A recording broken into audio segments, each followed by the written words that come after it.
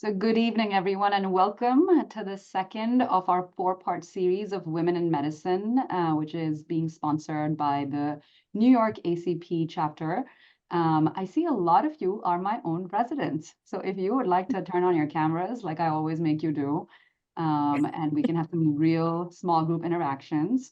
Let me go ahead and start introducing our panelists. This is really meant to be, active participation.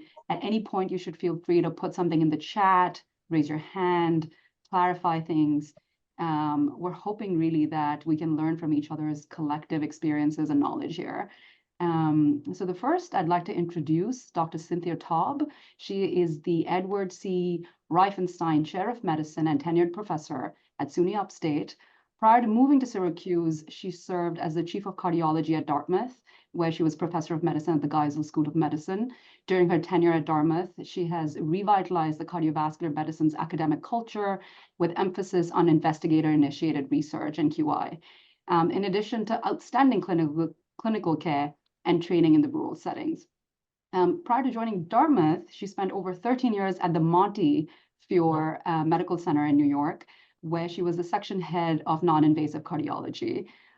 She serves as on the editorial board of the Journal of American Society of Echocardiography, of Circulation, as well as other cardiology publications. The second is Dr. Viren Kaul. He is an intensivist up in Syracuse, New York. He has practiced clinical medicine across various levels of care, from critical access hospitals to tertiary care centers. He is currently the the division chief of pulmonary medicine at Crouse Health. Academically, he also works closely with residents and is the APD for the residency and for the pulmonary critical care fellowship.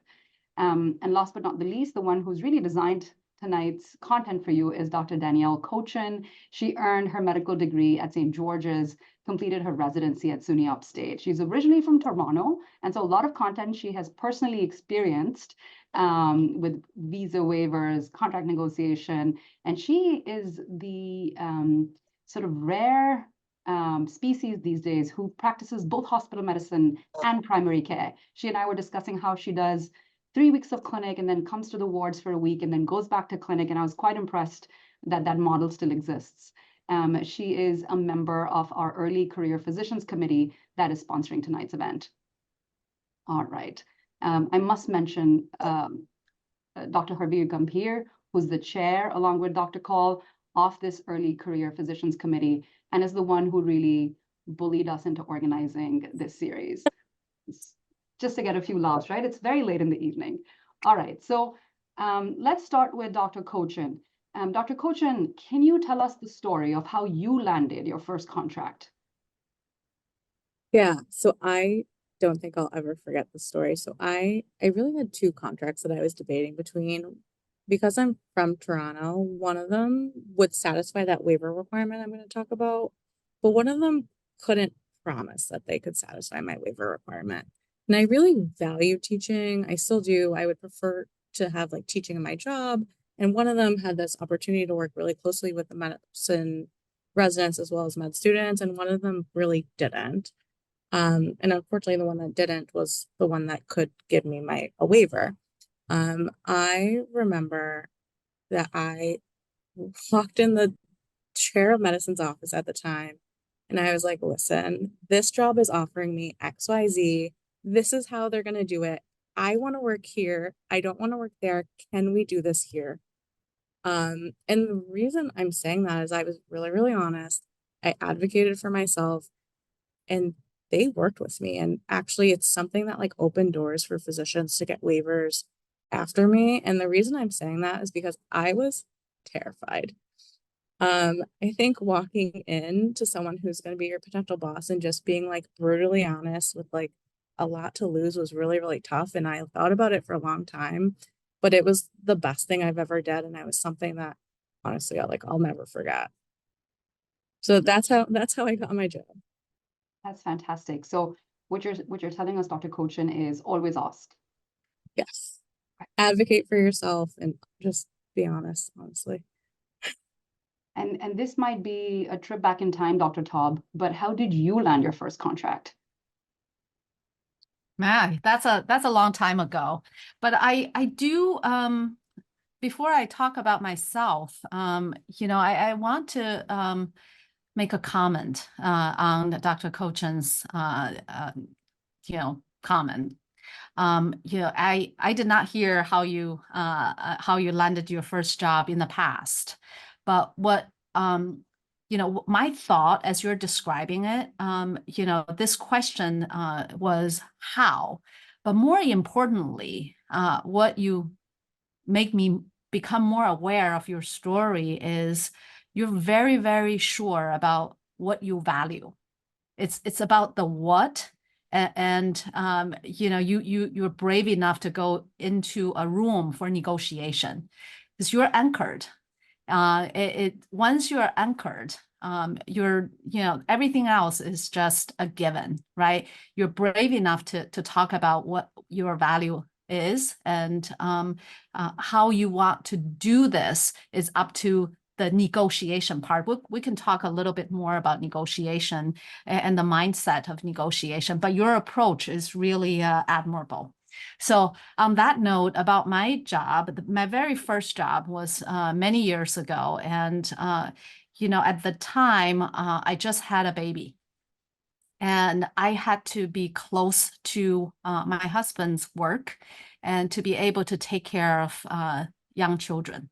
So that was the decision making, how I started in a private practice in Fairfield County, Connecticut. That's fantastic. And I think that's the reality of so many early career decisions. It certainly was mine. So thanks for sharing that with us, Dr. Taub. And Dr. Kaul, how did you land your first contract? I think the comments that both Dr. Taub and Dr. Kochen made, right, about the why and the what, I think that really is, and is at the core of it. So I knew exactly what job I wanted in my first year as a resident, because my then APD at Upstate was the current CEO at Upstate, right? Over time, we both evolved, but he was my APD, and he picked up the phone and he called my parents back in India and he said, I'm mentoring your kid and this and that. And that was it. I was like, this is the person I want to work with. I'm going to have struggles with my immigration. I'm going to undergo specialty training. I'm going to have children. And we all face those challenges. But if I'm going to do all that and then pick a specialty that can often be difficult, then at least let me be in a situation where I'm supported. Right. And that was a huge, and maybe the only factor at that time. And I told him at the end of my first year in residency, I said, I don't know how this is going to happen, but you'll have to find me a job when I'm done training. And that really was it. And for the rest of my career till date, he has pretty much written me a letter, I want to say every 6 months, whether it is for my fellowship, whether it was for my immigration to the Department of Health, to the United States Customs, eventually for my first placement as assistant professor, for my salary negotiations, every single letter, because like Dr. Taub said, if you know what you want, you anchor on it and say, okay, I'm going to commit, and then you just pursue it. And that's how it worked for me. Fantastic. Thanks for telling that story, Dr. Kaul. So finding that serendipitous benefactor, mentor, sponsor, all rolled into one.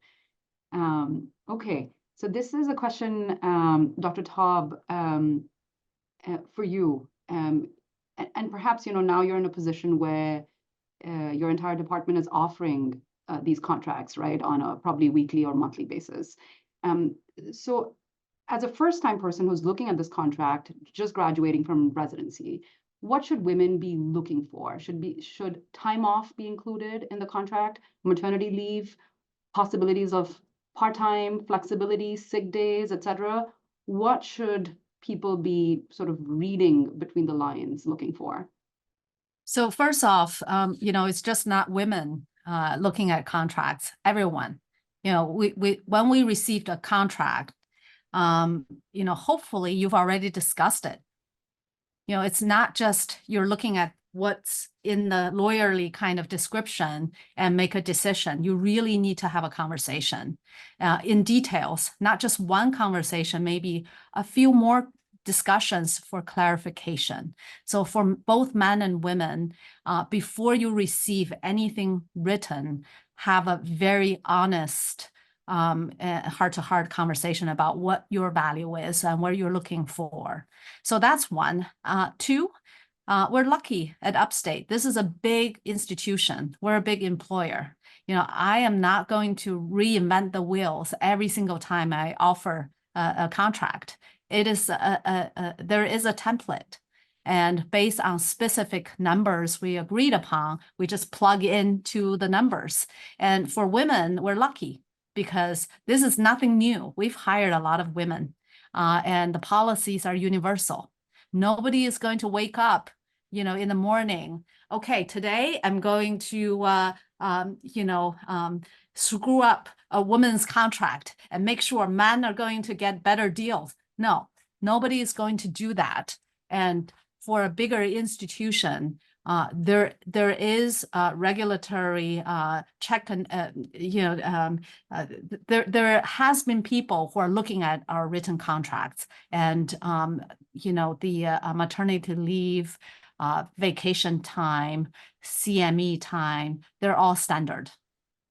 And it takes constant reviewing, revising to ensure that there's no inequity when we're interviewing, when we're offering jobs for everyone. Again, it is about your value system, right? If you come in, you know what you value most. If you value CME time the most, you're going to spend time discussing this. I would like to have more time going to meetings. Of course, you know, there are other things that's going to come with it. You go away for meetings, vacations, you're going to generate fewer RVUs, you're going to, have other consequences. But I'm just using this as an example to illustrate your own value and understanding what is your what you're looking for. Again, is going to drive your discussion with whoever is sitting in my seat, and how you're going to offer value. So what is negotiation? I want to take the opportunity and talk about it. So what is negotiation? This is a platform. We have 20 people in the audience. If you want to open up your mic and tell us in a few words what's in your mind negotiation's definition is. Is it getting as much as you can during a discussion?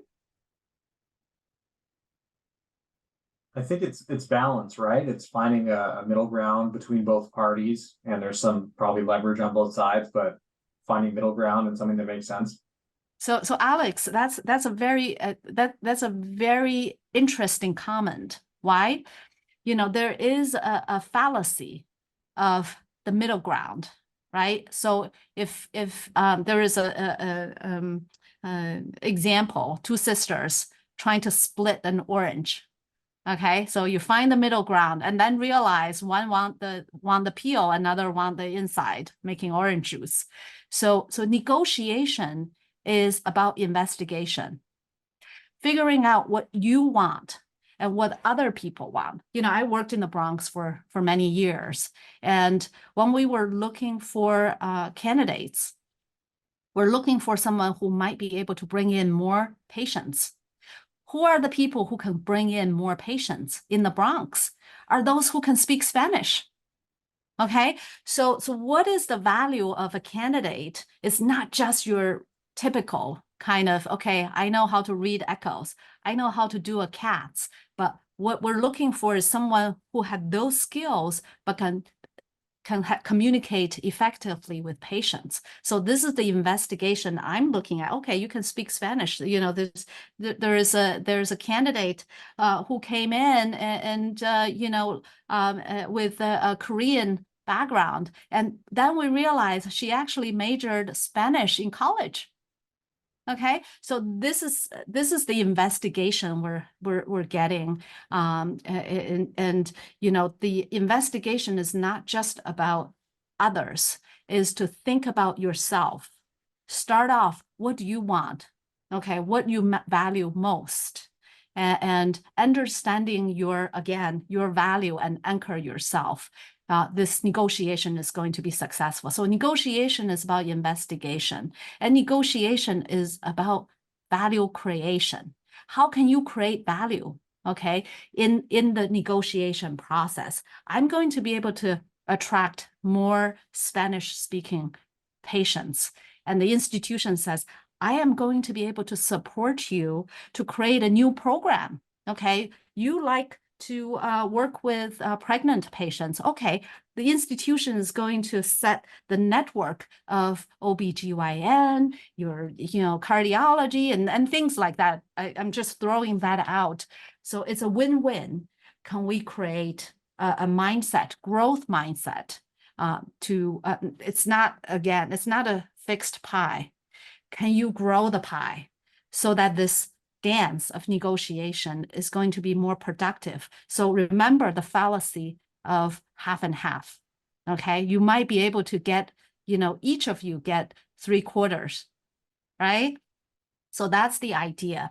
Going back to the original question, what is important when you look at a contract? What is important for you? Okay, investigate early of self and others, understand the situation, and then can we increase value for both sides? So these are, just a very quick thought about this. Not everything carries the same value. Okay, your sick leave, your vacation time, your educational dollars. So I can talk about that maybe a little later and give others the opportunity to speak. I really appreciate the sort of going off on a tangent. And so I will go off script because I have a question, Dr. Taub, but you talked about how contracts are fairly standard. The same contract is being offered repeatedly to, like, let's say 50 people that may have taken the job in the last, 10 years. You talked really about that value creation. How are you unique and what are you bringing to an institution, and where can you meet your your institution's needs and help them grow in ways that they may not have expected. And that sort of self-exploration and inquiry, like, who am I, what's important to me? How do we, to an institution that's not our own, right? I may not have grown up at Monty. I'm a Sinai product. And so how do I figure out to the Department of Medicine at Monty, something is really important? Because when I'm going into that negotiation, I have hopefully some clarity about what's important to me. And because you've looked at my CV, so you sort of have gauged me. How do I gauge you? Ask questions. Ask questions, and not just superficial questions, but the questions related to their value. Okay, there's 3 kinds of questions. The first one is, what? What are we talking about? And the second question would be, how do you feel? Is the how. What kind of vibe when you walk into, SUNY Upstate? Is this a sense of family? Is this a really uptight place? And the last one is who you are. Okay, so who this institution represent? This is a much deeper question, right? So there's a book I recommend everyone read, Super Communicators. It teaches you how to ask questions, and the what question is more superficial. Going deeper is how you feel. The deepest question is who you are. And in order to know who these institutions are, is there a good fit? You need to learn how to ask questions. Fantastic. I think it's something that at least it was harder for my generation, but the 90s and the 2000s kids have grown up with this great sense of authenticity, which we had to discover about ourselves. But I meet so many people at the medical school and residency who just already seem to have that sense about themselves. They're several decades ahead of us sometimes, I feel. So coming back to Dr. Kochen, what have you been able to negotiate in your contract? And if you looked at more than one contract, were there any red flags that you came across?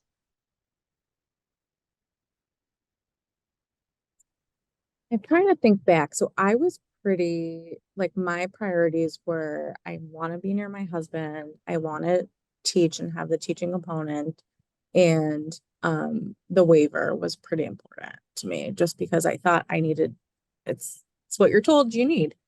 So I remember looking, things that were important to me, truthfully, were nights, which I think a lot of people can relate to. I'm a day person. I'm not really a night person. So for me, that's something I looked at, and I really wasn't interested in contracts that had night shifts. It wouldn't be for me. But I do agree. Now that I'm thinking back, they were very similar. And it was truthfully everything that was discussed, vacation time, sick time. Didn't really get into mat leave just because it didn't apply to me at the time.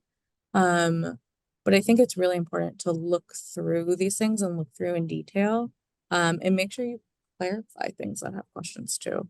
But those were like the three things that were really important to me. And truthfully, I was really, really fortunate. I didn't really have to negotiate much because what I wanted was there, thankfully. So I was really, really lucky.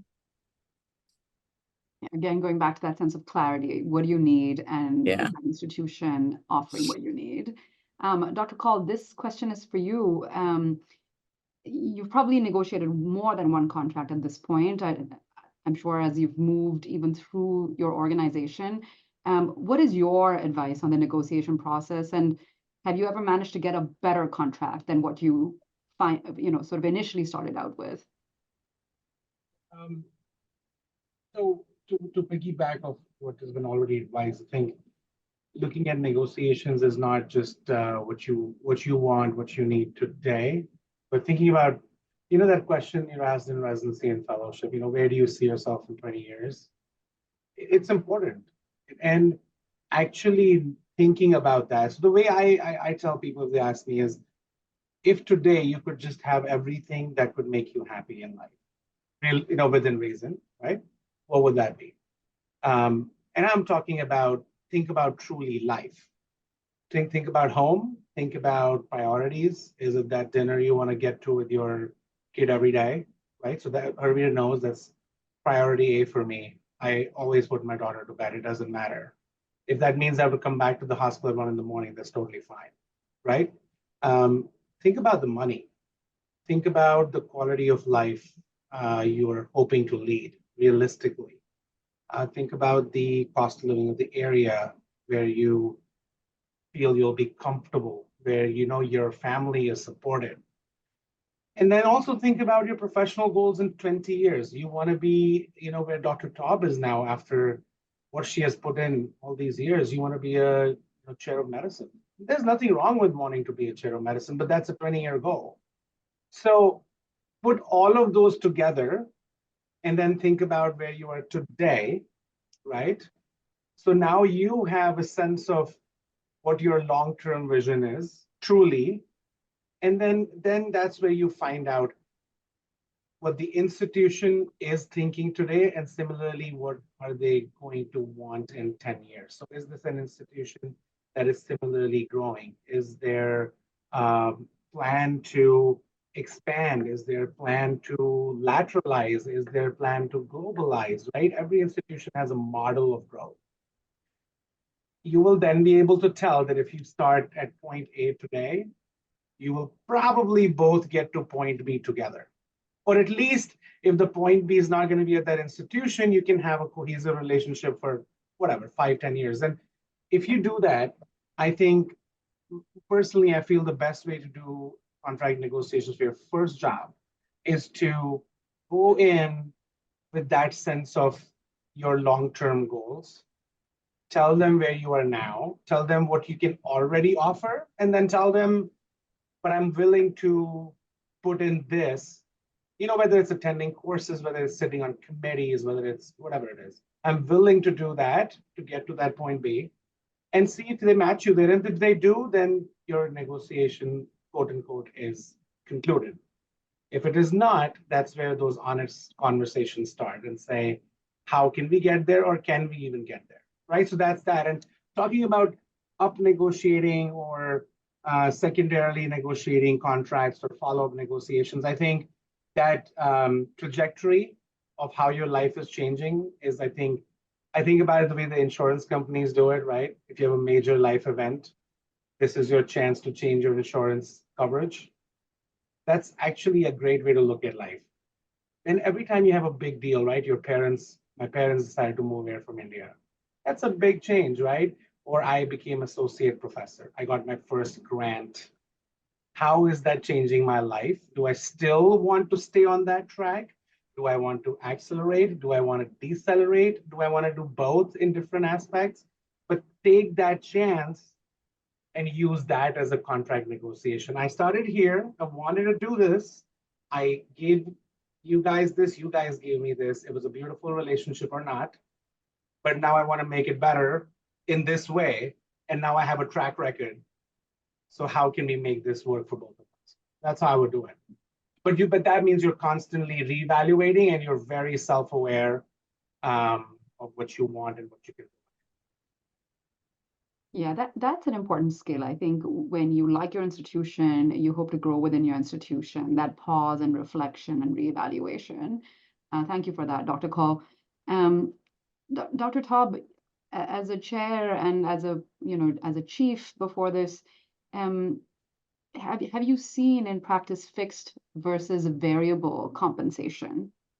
And especially at academic centers, often we're told this is the salary for when you join as instructor, this is the salary for assistant, associate, full professor.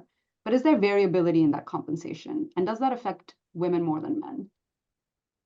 So I would not address that question directly, because I think it is very, very important for us to think about what is the things that you should focus on, where you should avoid when you negotiate. Okay, so I've seen people who focus on compensation alone. Okay, that's somewhat related to your question. And they look at a great number and they're sold. That is short-sighted. Doesn't matter if it's fixed or variable.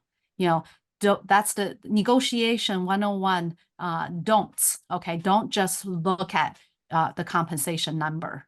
Look at everything else related to, compensation. For example, are you going to have opportunities for career development? Okay, such as having a coach, a professional coach costs a lot of money.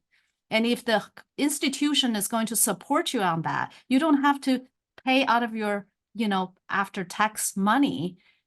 That's worth a lot. So don't just look at the money, the salary alone. Every contract is different, fixed or, it's variable. I wouldn't go into the details on the specifics on compensation. And there are people who, using my experience sitting on the employer side, there are junior faculty members coming in, or even new grad coming in, hiring lawyers. Okay, I found these attorneys somewhat unhelpful. Okay, you're negotiating. So if you want to be in a bigger institution with a standard compensation, standard verbiage in the terms of contract, having a lawyer trying to change all the little wordings is not going to contribute to anything. The institution will say, we're not going to change the wording. Okay, you now have spent $5,000 hiring this lawyer trying to change the wording.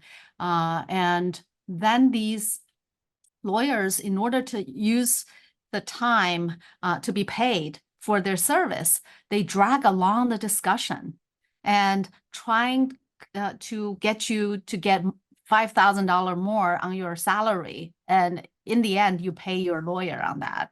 And it annoys the heck out of me when I negotiate with the lawyers, okay? The candidate is not talking. It's the lawyer having a list of 20 things. That's irrelevant, okay? It's basically they're predatory. They try to get money out of you, and it's not going to be helpful in this discussion about what is important. Okay, so that's a don't. I really want you to caution hiring a lawyer that's not going to help you. You know, of course, these lawyers can help you if you're negotiating with a private entity that they don't have a standard contract, right? You need to be careful. The wordings, the negotiation, the agreements. But with an academic institution already, there are a lot of others who are using the same template. Having a lawyer might not be the most efficient way in getting you to where you are. And now, you know, there not once or twice, because quite a few candidates are using these lawyers. And in the end, I don't even want to deal with them. Okay, so there are people who really it's counterproductive because of the unreasonable requests. They're asking, okay, am I going to be on call? Is this, you know, a new grad? If I'm on call, am I going to get 2 days off? Like, you know, have a common sense. We're all sharing, right? So this put a very negative image on the applicants. Maybe I'm just giving the applicant a benefit of doubt. Maybe it's just a lawyer who is doing this. So negotiate for non-salary related items. This, if I learn something today, you learn something from my experience, it will reflect well on you. If you spend most of your time negotiating non-salary related issues, you know, negotiate having career development opportunities. Ask your chief, your chair to pay for, say, a course, pay for a degree. Okay, that's a lot. Think about it, right? If you can negotiate someone pay for your MPH or statistical master's degree, you know, it's going to reflect on you because you are a lifelong learner. You're more passionate about learning than just $5 on your salary, whatever, okay? So think about career development opportunities, having a professional coach, negotiate, you know, the opportunities to speak, you know, if your institution can give you, you know, opportunity, sponsor you to speak on a national level, things like that. The most important thing in my mind when I look for any opportunities, a job, is actually assessing the people there, okay? Who are my boss? Am I going to have a trusting relationship with this person? And part of the reason I came is because I trust Dean Chen. You know, the dean and I had a nice conversation, and I told Larry, I said, you know, I might not even know what to negotiate at this point, but because I trust you, and if I want to do something that's in alignment with your vision, I know you're going to support me. Okay, so this is how I look. I look at people. Am I going to grow in this position? Am I going to get the support from my boss? And is this a trusting relationship? So don't just look at salary. Again, just coming back to everyone, you know, the position I'm looking for might be very different from yours, but the philosophy is the same. Look for those people and negotiate non-salary related, you know, items that's going to benefit you. I appreciate you citing personal examples and talking a little bit more about, you know, what career development can look like, what your institution can contribute. I agree with you. I mean, I think a master's, you know, that's going to cost you $60,000 is way more valuable than a little moving the needle, you know, by 10% on your contract. But I'm still curious, and, you know, I think I want to expand outside of academia. I think we're all in academia, and so it's very relatable what you're saying, Dr. Taub, but I wonder for those who are heading into the community settings or the private practice settings, where there isn't such an emphasis on professional development and career progression, et cetera, is there a value of that base salary negotiation in that setup? Definitely. But I don't think I'm qualified to speak to that. Dr. Yeah. Singh, would you mind if I jump in just No, for 5 please, minutes? please. I was hoping someone would. I'm only because I'm happily a privately employed academically oriented person. So I appreciate both sides in a very healthy, respect both ways. So the private side, right? I think the worry always is that, like Dr. Taub was saying, there's no standard contract, right? So you can negotiate anything you want. On paper, you can negotiate anything. Realistically, in the back end, whatever they're offering, a private entity offers you, they are going by certain benchmarks, right? Certain national benchmarks to a certain degree. So I would say, yes, make sure that you look at national benchmarks and make sure that they're in the ballpark, right? So a good example, like I said, if you want to live in California, very high cost of living, extremely high cost of living. And like I said, you have some personal priorities. Maybe you have a family member with disability you have to take care of. You're talking about a lot of expenditure realistic, right? So if your goal is to have XYZ amount of earning, you've got to make sure that you're matching and you're not going to end up somewhere where they're not going to pay you that and they're going to make you work, which might really take away all your time. So for private side, I would say make sure you look at the standard, there's a number of indices out there, and make sure you're somewhere near standard. But back to Dr. Taub and Danielle's point on this is that once you're close to that number, whether that's standard, like a fixed income, or it's by RVUs, there's no point negotiating for little amounts. That really doesn't endear you. If it's a major amount, 20, 30%, and you're off, sure. The other, I think, cautionary tale in standard fixed contracts versus variable contracts. If your hope is to make, you're thinking money, right? And that's okay if you're thinking money. If your hope is here and you're thinking, I'm going to go to an institution that boilerplate is going to offer here, then you are starting off on the wrong foot. And if you push that number, whether you do it with a fixed salary or a variable salary, you're going to end up being upset before or after starting. What I mean by that is, let's say you want to make $100 and the institution is offering you $20 base with XYZ factor for working more. You're going to kill yourself trying to get here.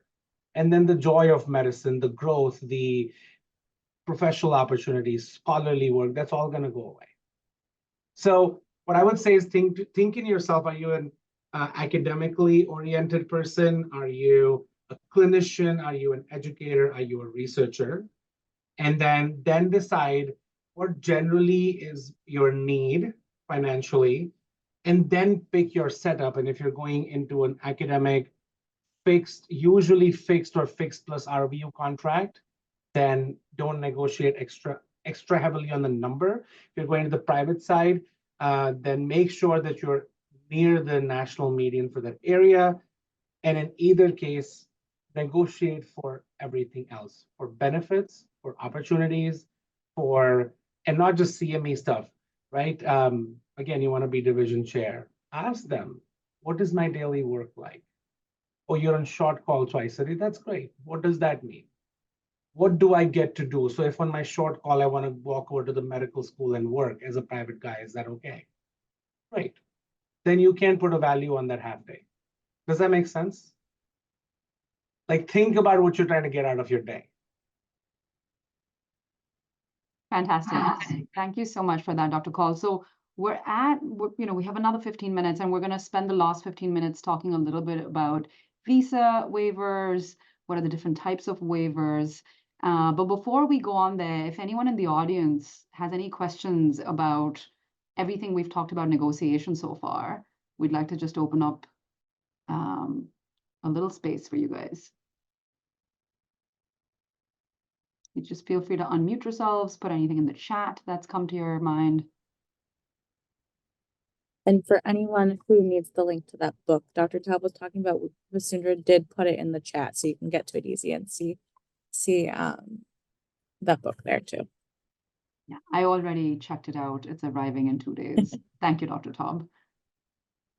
I have a question. Go ahead. So recently there's been a lot of talk about the non-compete clause being eliminated Dr. Taub, I'm wondering, have you had anything about this? Is it true, or is this something that residents and new career physicians should negotiate about? I don't know. I've heard about it, and I don't know the specific nuance, which entity qualifies for this. And I know for a fact that, there is a lawsuit that's happening between Department of Medicine and a prior person who violated the non-compete. So, you sort of have to look at the specifics, and if there is a non-compete clause in the contract, you need to follow it. Otherwise, you have to pay. Thank you. Thank you for that question, Dr. Kanu. Any other questions? Okay, fantastic. So we're going to move on to visas and waivers. And Dr. Kochen, what is a waiver job? So that's a great question. And I think like a lot of people know what you're talking about when you say like, oh, I'm on my waiver, I'm doing my waiver. Technically, it's actually an informal term, and I'll just sort of go through where it comes from. So the waiver comes from the visa that we do our residency on. So I'm Canadian, I'm a Canadian citizen. I did my residency training on a J1 waiver, and essentially, on a J1. What the J1 is essentially saying, United States is saying, well, you can come to this country, you can train and you can learn on the condition that you go back to the country where you're from and take that knowledge and use it there for 2 years. In the residency, in that visa, there is a little clause or a waiver, which is sort of where that term comes from, that says, well, if you don't go back to your home country for 2 years, you can actually work in an underserved area in anywhere in the US for 3. So that's what we're really referring to when we say a waiver. It's that waiver that, oh, we're choosing not to go back to our home country. So like for me, it would be go back to Canada for 2 years. I'm choosing to stay in the US and do 3 years in that area. So that's really the gist of like what is a waiver. I'm not going to get into the different. Yeah, no, I think that's wonderful. It really explains beautifully why it's called a waiver. It's because you are staying back in the US, you're not returning to your home country, and you're serving in the underserved community. And Dr. Kaul, are there different types of waivers or just one standard kind? Right, so you're trying to waive away the requirements of a visa designed to be a non-immigration visa, J1 visa. So just to highlight, this would not apply to people for H1 visa, which actually is designed to immigrate. So if you're on J1 visa and you want to continue staying in the US, but you're in a visa that is designed for you to not immigrate, how do you get waived? The standard and the most common technical waiver is called the Conrad 30 program, which is basically 30, every single of the 50 United States have 30 spots adjudicated by the local departments of health, and they determine for your specialty and where in the state you want to practice, is there a quote unquote need? And if there is, you qualify for one of these 30 spots. And so if you go to a state, say Idaho, which is not commonly competed for, only 20 people a year may apply there, you have a higher chance of getting in. You go to states like Connecticut, New York, Massachusetts, Vermont, more than 30 people apply, then they really start looking, is there a need, is there not a need? So that's Conrad 30 waiver program. The other common waiver program is called the HHS, which is Health and Human Services waiver program that Dr. Kochen is going to talk about a little bit more. She is currently serving on that program and is knowledgeable on that, right? Some other smaller programs are the Delta Regional and the Appalachian waiver programs. And those two, as the name suggests, are for those two regions, the Delta Regional Complex and the Appalachian region. So these are usually facilities that are relatively remote, and they are extra spots outside of the Conrad 30 program. And then finally, you can work for the federal government, which is the VA hospital. And that tends to be actually sometimes a longer waiver because they want you to work with them for 3 to 5 years, and then they absolve you. So those are the broad ones. there's one more type which has recently kind of been utilized a lot. It's called the national interest waiver. These can be filed by institutions which bring you on to actually conduct research in national interest. That's why they're called national interest waivers. So let's say my research in airway management in critically ill people can be shown to contribute towards advancement of medicine for bigger national interest of the United States. The place applies to say we're going to bring this person specifically to work in this area. There's a lot more justification that needs to go into that application from the institution, but it is an option for those who do conduct research studies. So those are the broad options.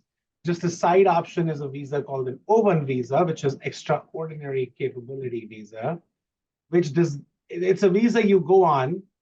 It does not waive anything on J1, meaning you still have to take one of the waiver pathways, but an O1 visa filed by that institution allows you to at least start working there and keep working there till you file a waiver job and secure it. So for example, I knew I wanted to be in Syracuse. I told you I wanted to be in this hospital because it fulfilled all my needs. So I requested them to file an O1 visa for me, which essentially stated that I'm extraordinarily important for the country. They have to justify some criteria. And then I filed for my Conrad 30 waiver. So it allowed me to start working here the day I graduated. I didn't get ejected from the country. And then next year when I filed the waiver job and got it, I could finish that. And I didn't have to jump around, basically. So it gives you a buffer room till you secure a waiver, if that helps. Dr. Kochen, what is that visa again? The last one, over what? Is the O1 visa. It's the visa. O1? O1. I'm going to send you a link here Okay. shortly. Thank you. No problem. Thank you, Dr. Kaul. It becomes very relatable when you expand, on the categories using your own example. So what I heard you say, and it's ridiculous because I immigrated to this country on an H-1B, and as you mentioned, that's basically an immigration visa. And I had, scores of friends training on J1s who've gone on to do their waivers. And I'm hearing a lot of this terminology for the first time in something like 15 years. And so you mentioned the Conrad 30, where like every state has 30 spots.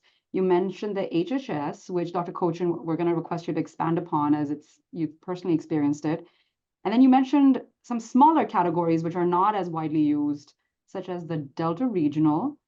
What was the fourth one? I couldn't. Appellation Authority waiver. I'm going to try getting you a link, which is all of these, but the Appellation Authority and National Interest waiver, and then you can seek a federal waiver through the VA hospital system. Okay, and the VA's one can be a little bit longer.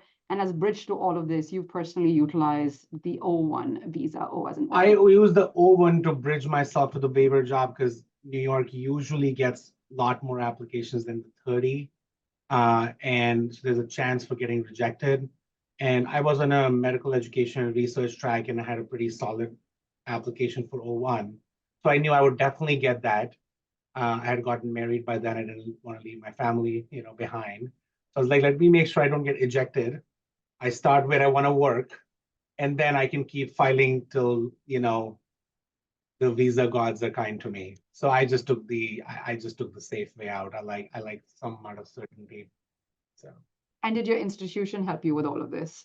Yeah. So again, for those who are looking to go through negotiations, this is a huge part. So talking about really quick about what I asked, the only thing I asked my institution at that time was, I said, I'm a happy person. I'm a productive person. I love what I do. The immigration sword drives me crazy. It's hanging over my head for 6 years. If you can put it in the contract that you'll take care of all my immigration needs, you will literally never hear from me again. And they straight up put a sentence that till the day I became a citizen of the United States, they will take care of everything. And essentially, since then, my CEO now he's like, do you want to talk about anything else? I'm like, nope, I'm good. Thank you. Because it was such a big deal, right? It used to weigh me down all the time.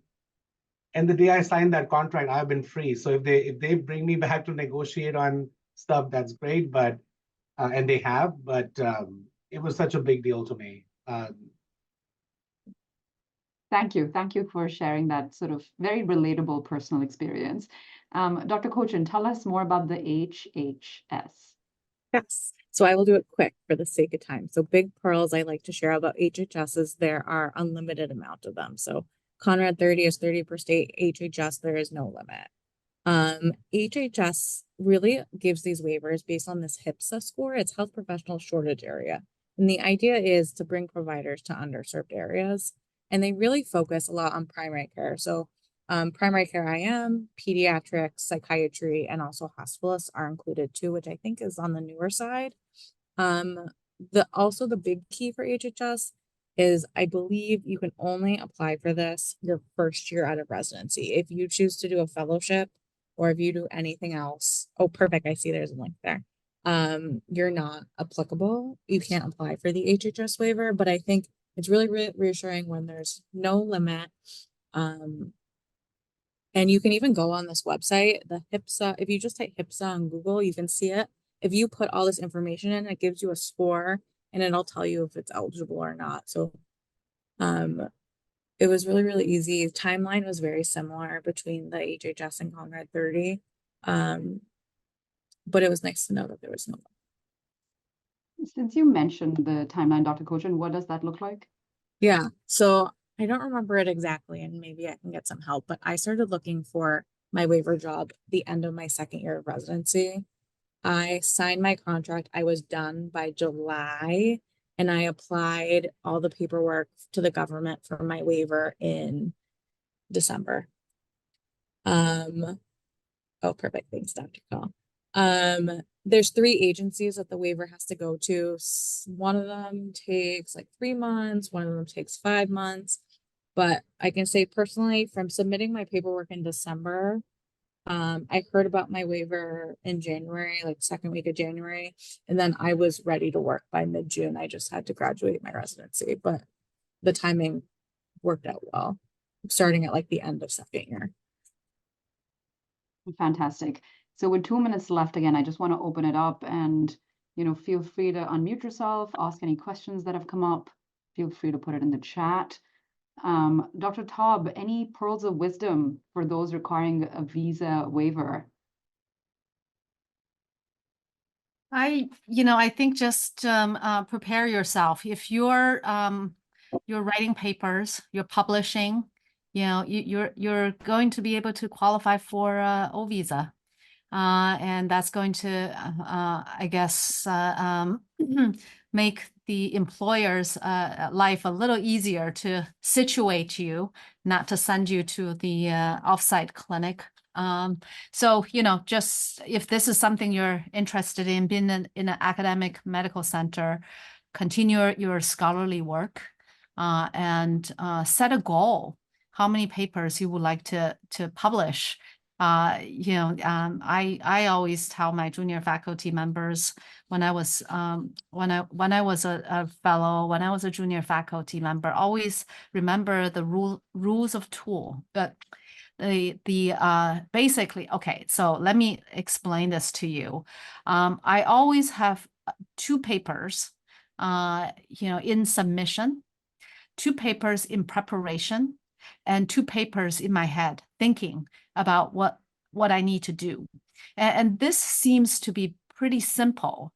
And I don't necessarily publish 2 papers a year, but if you keep thinking that way, in 10 years, you're going to have papers.